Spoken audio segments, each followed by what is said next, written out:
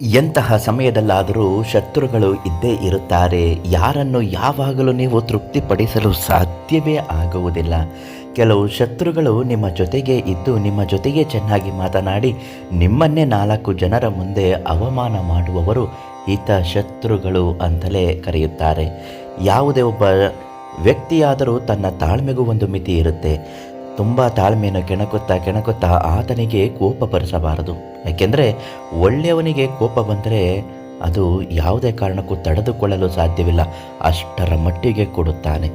ಇಂತಹ ಶತ್ರುಗಳನ್ನು ನೀವು ನಾಶ ಅಲ್ಲ ಧ್ವಂಸ ಮಾಡಬೇಕು. ನಿಮ್ಮ ತಂಟೆಗೆ ಅವರು ಬರಬಾರ್ದು ಅಂತಂದರೆ ಶತ್ರು ನಾಶನ ತಂತ್ರವನ್ನು ಹೇಗೆ ಮಾಡಬೇಕು ಅಂತ ಇವತ್ತಿನ ವಿಡಿಯೋದಲ್ಲಿ ತಿಳಿಸ್ಕೊಡ್ತೀವಿ.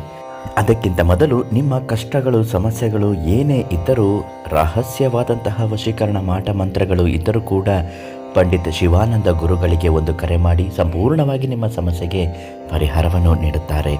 ಇನ್ನು ಶತ್ರು ನಾಶ ಹೇಗೆ ಮಾಡಬೇಕು, ಯಾಕೆ ಮಾಡಬೇಕು? ನಾಶ ಅಂದರೆ ಸಾಯಿಸ್ಬಿಡೋದು ಅಂತ ಅಲ್ಲ. ನಿಮ್ಮ ಮೇಲೆ ಅವರಿಗೆ ಇರುವಂತಹ ಕೋಪ, ದ್ವೇಷ, ಅಸೂಯೆ, ಹೊಟ್ಟೆಕಿಚ್ಚು, ದುರಹಂಕಾರ ಎಲ್ಲವೂ ಬಿಟ್ಟು ನಿಮ್ಮನ್ನು ಗೌರವ, ಪ್ರೀತಿ, ಮರ್ಯಾದೆಯಿಂದ ನೋಡುವಂತಹ, ಭಯವನ್ನು ಪಡುವಂತಹ ಒಂದು ತಂತ್ರವೇ ಇದು ಆಗಿರುತ್ತೆ. ಅದನ್ನು ಮಾಡೋದಾದರೂ ಹೇಗೆ? ಒಂದು ಮಣ್ಣಿನ ತಟ್ಟೆಯನ್ನು ತೆಗೆದುಕೊಂಡು ಬನ್ನಿ. ಆ ಮಣ್ಣಿನ ತಟ್ಟೆಗೆ ಒಂದು ಸ್ವಲ್ಪ ಪಚ್ಚೆ ಕರ್ಪೂರಗಳು, ಪುಡಿಯಾಗಿರಬೇಕು, ಪಚ್ಚೆ ಕರ್ಪೂರಗಳನ್ನು ಹಾಕಬೇಕು. ಆ ಶತ್ರುವಿನ ಹೆಸರನ್ನು ಬರೆದಂತಹ ಒಂದು ಸ್ಲಿಪ್ ಇರಬೇಕು.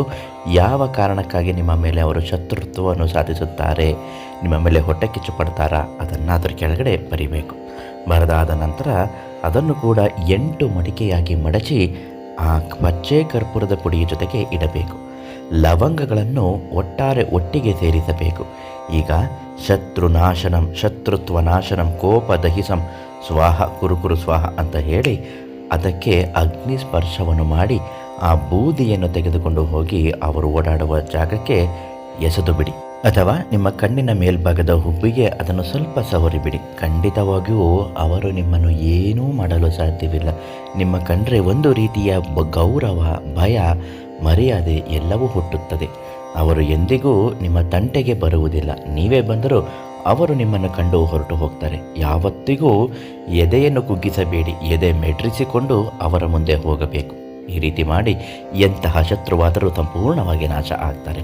ಈ ತಂತ್ರವನ್ನು ಮಾಡುವ ಮೊದಲು ಒಂದು ಕೆಲಸ ಅಂದರೆ ಶಿವಾನಂದ ಗುರುಗಳು ಅವರಿಗೊಂದು ಫೋನ್ ಮಾಡಿ, ಅದಾದ ಮೇಲೆಯೇ ಈ ತಂತ್ರವನ್ನು ಮಾಡಿ, ಒಳ್ಳೆಯದಾಗುತ್ತೆ.